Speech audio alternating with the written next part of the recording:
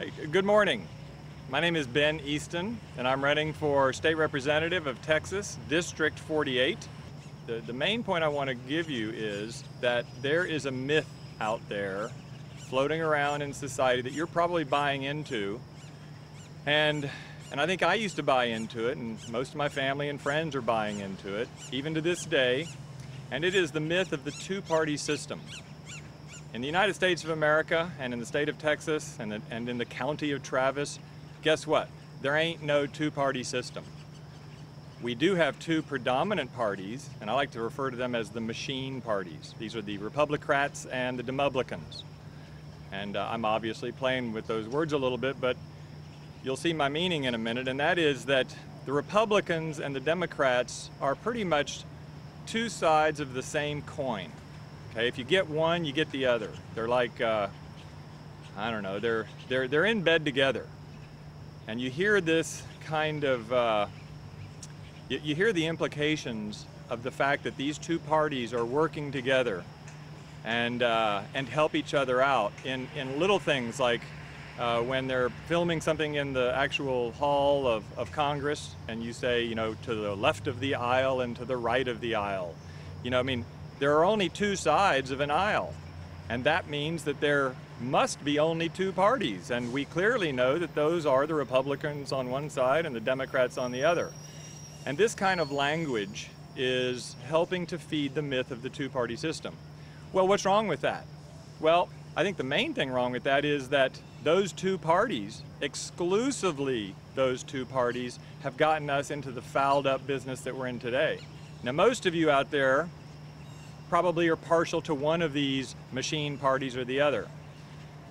And you probably have certain parts of the platform of these parties that you like, and therefore you label yourself and you align yourself with those parties. And I understand that, but what I'm going to try to let you know, maybe broaden your mind about, is that there is at least one other party, the third largest party in the United States and in Texas. It's called the Libertarian Party, and I'm a candidate for the Libertarian Party. So I will be a choice on the ballot in November if you're in my district, District 48, which is mostly to the west of the city of Austin, out through Westlake and beyond, out towards Lake Travis. There's a squirrel interested in my water over there. Right? It's good. Is that a good splicing point? It's good. You go. You go ahead. You go ahead. So this, quote, two-party system is actively, subversively keeping the options around solutions with real-world problems. It's keeping those down. Okay, it's restricting the field of possibilities, and the solutions tend to have only one of two flavors. We either have the Republican set of solutions or the Democrat set of solutions. Now, occasionally, those are pretty good sets of solutions. I'm not going to sit here and badmouth every human that occupies that building behind me. In the state of Texas, there are 150 representatives that sit in the House of Representatives, and I'm running for just one of them, District 48. And I'm not going to sit here and tell you that that all 150 of them are crazy and terrible people. That's not the case. They're probably uniformly smart, intelligent, well-meaning people. But nevertheless, I am here running for office because I think that I would be a good addition to that, that wonderful body called the House of Representatives, one half of the Congress of the state of Texas. So if someone like me, a libertarian, were to be elected, what effect might that have on the body called called the House of Representatives? Well, it would suddenly and incontrovertibly open up the field of possibilities that government solutions are held in.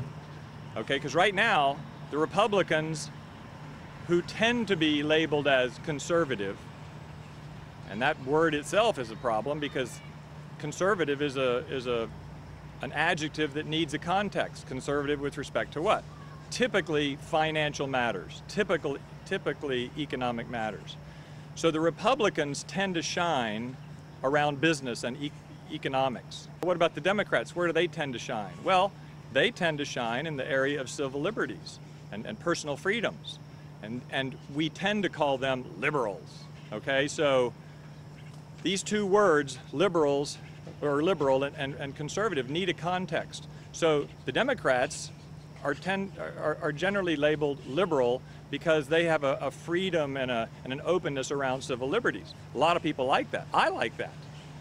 However, I also love the conservative tenets that the Republicans tend to wield so well, and that is around business and economics, lower taxes, stronger financially and fiscally, balancing the budget, limiting government spending, lowering property taxes. All those things I love, and those are conservative issues in the economic realm. So what I want to offer to you is that if we restrict ourselves to this two-party myth, the Republicans and the Democrats, that's it, one or the other, then we're limiting people like me. Now clearly, I'm here on video and my friend Mary is filming this, and so is this a self-serving video interview? Well, in one way it is, yes. But I'm here running for office not just to, spend, some of my, quote, extra time. I'm here to try to help out my society. I'm here to be of service to myself and the world. I'm here to be part of the political process. And the way I think that I can serve that best is to help you realize that there is a way to combine the best parts of both of these sets of thinking, and then others too. But this is just my example today is how to blend, say, some liberal thinking in certain respects, personal freedoms, civil liberties, things like that, with some conservative mindsets in terms of finance and economics, and you get someone like me. Now, does that mean that libertarians are just a blend, that we're just a little bit of this and a little bit of that, kind of a smorgasbord? No, that's not the case. I'm going to sit here and tell you, or I'm going to stand here and tell you, either in this segment or the next, how my liberal views in the world of personal freedoms and my conservative views in the world of economics and financial matters are aligned and in fact integrated very logically around a single axiom.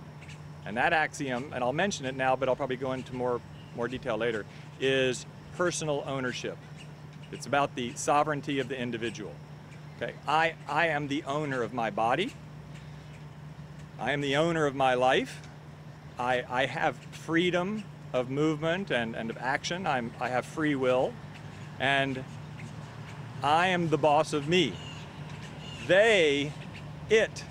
Government is not the boss of me. They are not the boss of you, or Mary, or our friend Richard over here, or any of the people driving by on 12th Street or Congress. We are sovereign individuals. We have created and hired and voted for and installed government back there to help us as individuals out. That is the basic libertarian standpoint.